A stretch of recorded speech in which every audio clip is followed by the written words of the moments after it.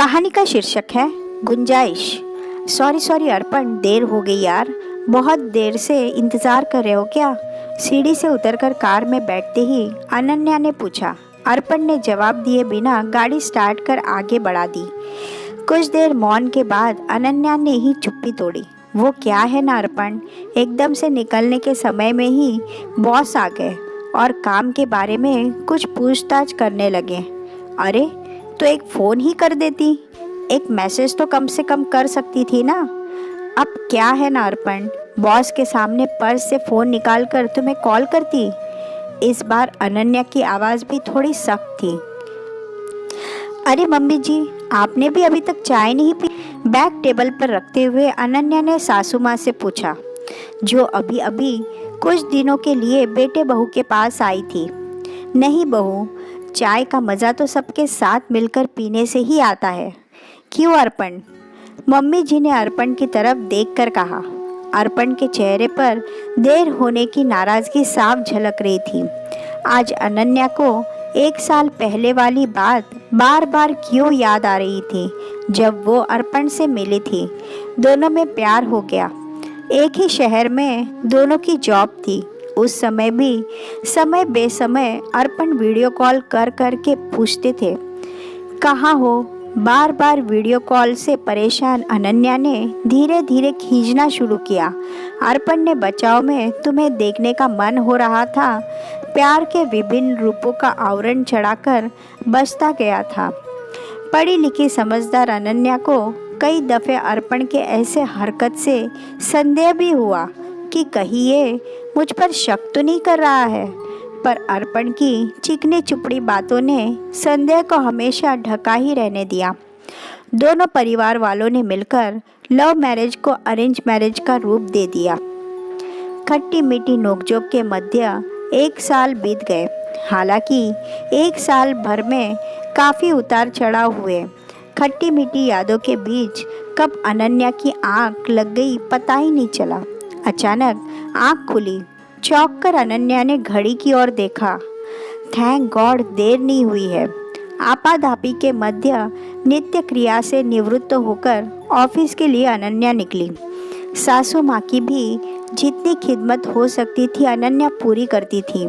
हालांकि सासू माँ हमेशा अनन्या की व्यस्तता को समझती थी और सासू माँ का पूरा सहयोग भी उसके साथ होता था।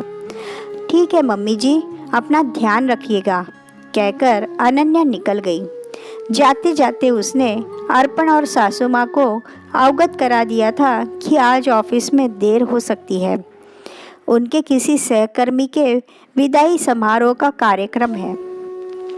दफ्तर से लौटने के नियत समय से आधे घंटे विलंब होने पर ही अर्पण की बेचैनी बढ़ गई, जबकि मम्मी जी बार बार अर्पण को समझाती रही थी कि बहू बोल कर गई है, फिर परेशान क्यों होना। पर नहीं, अर्पण था कि हर 10 मिनट में बार बार फ़ोन किए जा रहा था।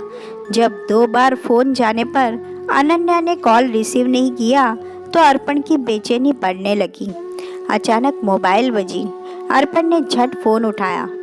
बिना कुछ सुने खुद ही बोलता गया, आ गई घर की याद, हो गई पार्टी ख़त्म। जैसी न जाने कितने ताने सुनाए। 1 मिनट सुनोगे अर्पण मेरी बात? भर्राई आवाज़ में अनन्या ने कहा। मैं बरसात में बुरी तरह फंस गई हूँ। कुछ लड़के पीछे खड़े हैं जो मुझे सही नहीं लग रहे हैं। बरसात और नेटवर्क के चलते फ़ोन लग ही नहीं रहा था। प्लीज़ लेने आ जाओ। 1 मिनट रुको, मैं वीडियो कॉल करता हूँ। क्या? Video call? पागल हो गए हो क्या? क्या जानना चाहते हो? मैं झूठ बोल रही हूँ? आखिर तुम चाहते क्या हो अर्पण? भैया ऑटो खाली है। रहने दो अर्पण, ऑटो मिल गया है, मैं घर आ जाऊंगी। ऑटो में बैठते ही अनन्या ने आज निर्णय कर लिया, बहुत हो गया। अब ऐसे आदमी के साथ निभ पाना मुश्किल है जिसे मुझ पर विश्वास ही नहीं है। अलग रहने में ही भलाई है। पूरा मन बनाकर आज अनन्या अपना फैसला सुनाना चाहती थी। लीजिए भैया पैसे। ऑटो वाले को पैसे देकर जैसे ही कमरे में प्रवेश करनी चाहिए, सासू माँ की आवाज़ सुनाई दी। वो फ़ोन पर किसी से बात कर रही थी। क्या बताऊँ बहन, बहू बहुत अच्छी है, समझदार है। मेरा बेटा ही नासमझ है। कभी कभी तो अर्पण का स्वभाव मुझे भी समझ में नहीं आता है। सनकी की भांति व्यवहार करता है। प्यार करना, चिंता करना, परवाह करना तो समझ में आता है, पर अति किसी भी चीज़ की बुरी होती है।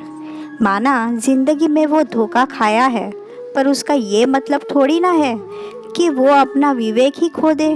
अरे आ गई बहू, चलो अब अर्पण की चिंता खत्म हुई। मम्मी जी, आपसे मुझे कुछ पूछना है। आज अनन्या ने सपाट शब्दों में सीधे सीधे सासू माँ से ही सवाल किया।